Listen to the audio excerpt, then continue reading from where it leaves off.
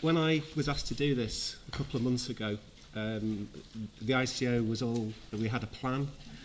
We were, as the ICO is, very well organised. We had a guidance project planned. We were telling you what we thought you ought to be doing now to prepare for the GDPR. We were doing all the kind of useful things that regulators ought to do. We had a really good analysis, leading on from what you were saying, about the areas of divergence between the regulation and the current law. So we had quite a good system to try and help you to comply with the GDPR. So that was a few months ago, and then a couple of weeks ago there was our vote, and the day afterwards I was in Cardiff doing a GDPR talk, and I was there in my kind of autopilot mode because I've done so many of these things, and I started talking in this strange, tortuous tense that if the GDPR were to come in, then you would have to do this. So this was originally, when I agreed to do this, I was just going to do a kind of preparing for the GDPR talk, but there's such a great deal of uncertainty that we think it's unfair to sit here and say you're going to have to do all these things when you may not have to do those things.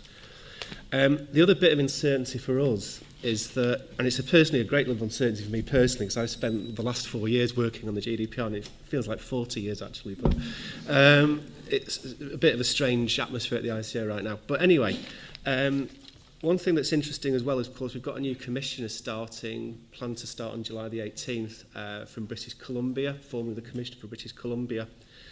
She may well want to make her own mark. She may well want to influence the way the UK government deals with data protection law, and I very much hope she does. And I very much hope she'll bring some new thinking and some new ideas.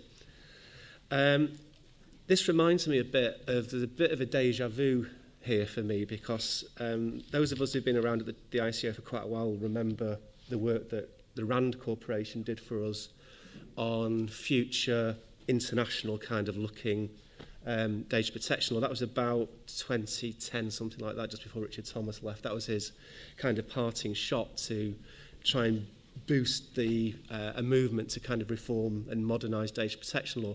It didn't quite work out as we would have liked, I think it's fair to say. I think the GDPR has been largely, like you suggested, the directive with a lot of added detail. I think it's been largely unpopular with businesses in the UK, and I think some of the benefits it was meant to bring to the public were of dubious relevance.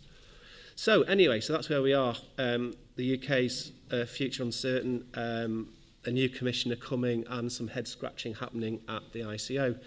I think what we're trying to do is look at those key information rights building blocks, things like security, choice, transparency, control, all those kind of things that are becoming such a mantra in the industry, and the kind of stuff we saw Google talking about earlier. I think whatever happens with the GDPR, whatever happens with the UK data protection law, none of this is going to go away.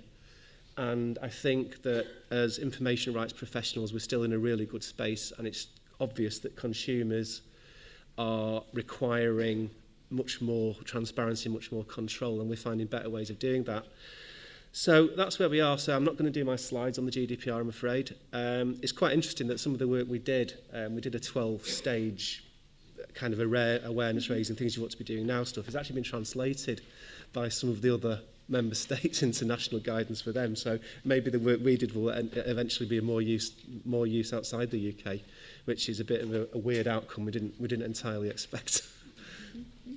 I don't know, Iain. I see shoot-offs from maybe being a consultancy service for an ICO consultancy arm or something like this. Well, we do a lot of, people see the Brits as the unwilling Europeans, and we do a lot of the work in Europe, and we do a lot of paper writing, a lot of rapporteuring, and we feel kind of a bit kind of dislocated, I guess you could say, at this kind of rather challenging, but also kind of facilitating time. I think there's a lot of ways of doing data protection law, and that there are data protection laws all over the world that have been deemed adequate by the Commission and which do things in a different way, but probably as effective.